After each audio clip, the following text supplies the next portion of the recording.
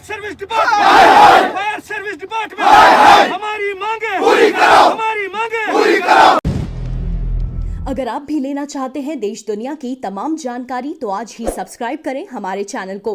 साथ ही नीचे दिए बेल आइकन को जरूर दबाएं ताकि हर अपडेट आप तक पहुंच सके। नमस्कार, साक्षी न्यूज़ नाटक और आप सभी का स्वागत है। कश्मीर की राजनीति में तो परिवर्तन आ गया, लेकिन प्रशासनिक अधिकारियों पर जो आरोप लगते रहते हैं उनमें कोई कमी नहीं आई है। अब जरा फायर एंड इमरजेंसी सर्विसेज को ही ले लीजिए। यहाँ पर भर्तियां निकली, बड़ी संख्या में युवाओं ने आवेदन किए, लेकिन जिनका चयन हुआ है आप भी सुनकर चौंक जाएंगे। इस तरह का आरोप लग रहा है कि 7वीं पास को भर्ती कर लिया है, 8वीं पास को भर्ती कर लिया है, एक ही परिवार से 4-4 लोगों को भर्ती कर लिया है। अब वो अभ्यर्थी जिनका चयन नहीं हुआ है, उनका आरोप है कि जिन्होंने उच्च शिक्षा हासिल की है उनका चयन क्यों नहीं हुआ, क्या आधार है, और साफ साफ कहा है सारा भ्रष्टाचार का मामला है। इस सूची को, जो चयन सूची आई है उसको रद्द करने की मांग की है। उपराज्यपाल से मांग की है कि जो अधिकारी हैं, संबंधित अधिकारी हैं, उन पर कार्रवाई की जाए। मोदी सरकार से कार्रवाई की मांग की गई है। आपको दिखाएंगे आज जब प्रदर्शन हुआ, इन अभ्यर्थियों ने प्रदर्शन किया श्रीनगर के प्रेस एन्क्लेव में, तो जब प्रभा साक्षी संवाददाता ने उनसे बातचीत की तो इन लोगों ने अपनी क्या समस्याएं बताई और अपनी क्या मांगे बताई। और खास तौर पर भारतीय जनता युवा मोर्चा के कार्यकर्ताओं ने भी इन अभ्यर्थियों का साथ दिया, प्रदर्शन किया इनके साथ, और पुलिस ने इन प्रदर्शनकारियों पर लाठीचार्ज कर दिया। कथित रूप से कुछ कार्यकर्ता घायल भी हुए हैं और इन बीजेपी के कार्यकर्ताओं की मांग है कि जिन पुलिस वाले जिन्होंने लाठीचार्ज किया है उन पर कार्रवाई की जाए, क्योंकि हम कोई पत्थरबाज नहीं है। हम जो भी कानून है, नियम है, उनके दायरे में रहकर अपनी बात रख रहे थे और शांतिपूर्ण प्रदर्शन कर रहे थे। आइए आपको दिखाते हैं अपनी इस रिपोर्ट में क्या कह रहे हैं जो अभ्यर्थी हैं जिनका चयन नहीं हुआ है, और बीजेपी के नेता, जो युवा मोर्चा के नेता हैं, उन्होंने कैसे निशाना साधा है पुलिस पर और क्या आरोप हैं उनके अधिकारियों पर। क्या नाम है आपका? मेरा नाम मुनीर है। मुनीर साहब, मुझे बताइए, आपने यहाँ प्रोटेस्ट किया है जी। किस बात पर प्रोटेस्ट हो रहा है, क्या हो रहा है? जी देखिए, असल में तकरीबन पिछले 15 दिन से 20 दिन से ऑलमोस्ट हम प्रोटेस्ट ये करें कि जो फायर एंड इमरजेंसी का लिस्ट निकला है वो बिल्कुल फ्रॉड है, टोटली फ्रॉड है, धांधली हुई है। उसमें जो लिस्ट निकाला गया है उसमें तकरीबन 8th और 10th पास के सारे स्टूडेंट्स को क्वालिफाई किया गया है, लेकिन PhD वाले, MSc वाले, PG वाले जो हैं उनको ड्रॉप कर दिया गया है। तो हमारी यही मांग है कि हमारी कोई ग्रीवेंस सुनता ही नहीं है आजकल, कि हम अगर रोड पे आ रहे हैं, हम प्रेस कॉल नहीं आ रहे हैं, प्रेस में रिपोर्ट दे रहे हैं, बाइट दे रहे हैं, तो हमारे साथ कोई एक्शन लेने के लिए तैयार ही नहीं है। तो हम यही चाहते हैं कि हमारा जो लिस्ट जो है फायर एंड इमरजेंसी का, उसको काश करें, उसको बिल्कुल कैंसिल करें। तकरीबन तमाम डिपार्टमेंटों में हमने ग्रीवेंस की शिकायत लगाई है, लेकिन कोई हमारी सुनता ही नहीं है, कोई इसके लिए एक्शन लेने के लिए तैयार ही नहीं है।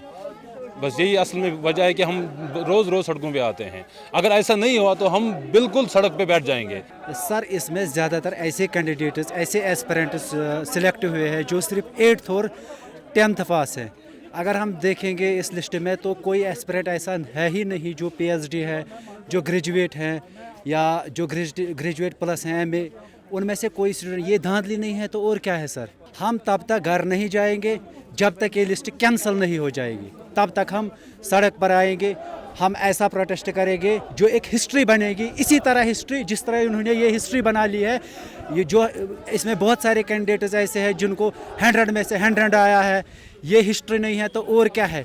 हम फायर एंड सर्विस के एस्पिरेंट हैं सर। हमने एग्ज़ाम दिया था फायर सर्विस में, ये 2013 की नोटिफिकेशन है। तब से आज तक इसमें बहुत बार धांधलियाँ हुई, मगर इस बार हमने ये 20 सितंबर हमने एग्ज़ाम दिया था। हमने सोचा था कि अब UT बन गई है, अब एग्ज़ाम जो है ट्रांसफ़र तरीके से होगा, मगर हमने क्या देखा कि जब पेपर आया तो बहुत डिफ़िकल्ट पेपर था। हमने सोचा कि मतलब पेपर अच्छा है, मतलब ये जो एग्ज़ाम है अच्छे तरीके से हो रहा है, मगर बाद में फिर क्या पता चला कि जब सिलेक्शन लिस्ट जब निकला तो उसमें ज़्यादातर जो सिलेक्ट हो गए थे वो 8th और मैट्रिक लड़के थे। वो हमारे पास प्रूफ भी है, जहाँ मैं रहता हूँ वहाँ पे लड़के सिलेक्ट हुए हैं। वो मैट्रिक पास लड़के हैं। उन्होंने कम से कम 10 साल पहले मतलब ये पढ़ाई छोड़ दी थी। अब वो कुछ बिज़नेस चला रही थी, उनका मतलब स्टडी के साथ कोई टच नहीं था। मगर हमने जब देखा कि मतलब मैक्सिमम के 90% लड़के वही सिलेक्ट हो गए हैं। जो भी पढ़ा लिखे, जो भी क्वालिफाइड लड़के थे वो इसमें मैक्सिमम ड्रॉप हो गए हैं। MPhil, MSc मतलब जो ग्रेजुएट थे PhD जिन्होंने बहुत हार्ड वर्क की थी, मतलब बहुत सालों से पढ़ाई कर रहे थे, उनका जो स्कोर था वो मैक्सिमम ज़्यादा से ज़्यादा 60-65 हो गया। हमने सोचा कि ज़्यादा से ज़्यादा मतलब जो मेन चीज़ इसमें था कि इसमें बहुत कम लड़के थे। हमने सोचा कि मतलब वैकेंसी अच्छी है, ज़्यादा से ज़्यादा इसमें 60 कट हो जाएगा, मगर जब हमने देखा तो इसमें 88 कट हो गया ओपन मेरिट का, तो हम शॉक हो गए जब हमने सिलेक्शन देखा। मैं सबसे पहले हमारे LG साहब को आपके माध्यम से मैं ये बात उन तक पहुंचाना चाहता हूं कि जो हमारे यहाँ पे ब्यूरोक्रेट्स हैं, खास करके लोकल कश्मीरीज, उनको यहाँ से लेके उनको आप बिहार भेज दो, उनको बंगाल भेज दो, उनको कहीं और पे भेज दो, ताकि जो करप्शन है, जो सपना हमारे जो देश के प्रधानमंत्री श्री नरेंद्र मोदी जी जो उनका सपना है कि देश में तरक्की हो, अमन हो, प्रॉस्पेरिटी हो, भाईचारा हो, वो यहाँ पे भी कश्मीर में भी हो। और मुझे ये बात फिर से मैं आपको कहना चाह रहा हूँ कि आज हम भारतीय जनता युवा मोर्चा की तरफ से जो हमने यहाँ पे प्रोटेस्ट किया था, उस पे हमारे यहाँ के लोकल पुलिस है, उन्होंने हमारे ऊपर जो है उन्होंने लाठियाँ बरसाई, और कुछ मीडिया के भी कुछ पर्सन्स हैं जिनकी माइक्स तोड़ी गई।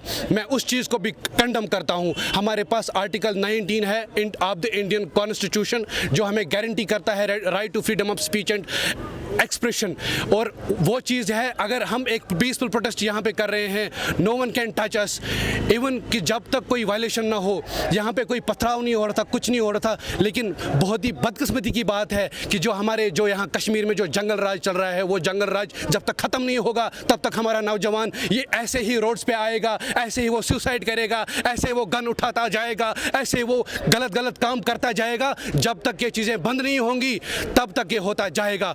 मैं आपसे गुजारिश करता हूँ कि जो हमारी लेफ्टिनेंट गवर्नर साहब जो हमारे जम्मू कश्मीर के हैं, जो ये लिस्ट निकला है रिसेंटली, जो फायर एंड इमरजेंसी का जो लिस्ट निकला है, इस पे एक कमेटी तश्कील दीजिए, इसको अच्छे से इन्वेस्टिगेट कीजिए कि इसमें कौन लोग इसमें सेलेक्ट हुए हैं। मुझे अभी एक फायर एंड इमरजेंसी का जो एक एस्पायरेंट यहाँ पे था, उसने मुझे कहा कि भाई साहब एक ही घर से 4 लोग जो हैं वो इसमें आए हैं, और एक 5th पास है, एक 8th पास है, एक 9th पास है, और ये शर्म की बात है हमारे ब्यूरोक्रेट्स कितना करप्ट। हम यहाँ पर पीसफुली प्रोटेस्ट करने आए थे, और जो लोग जो आपने देखा लिस्ट में, जो बेचारे नौजवान जो डिप्रेशन का शिकार हो गए हैं, जिनको PhD करके उनको ड्रॉप किया और 8th पास के लोगों को उसमें लिस्ट में बिठाया, हम आज इसकी कड़ी निंदा करते हैं। और मैं लेफ्टिनेंट गवर्नर साहब से कहता हूं कि जहां पर हमारी संविधान में बात, हर एक इंसान को अपनी बात रखने का अधिकार है, आज मुझे कहीं ना कहीं अपना आप, जैसे हम यहाँ स्टून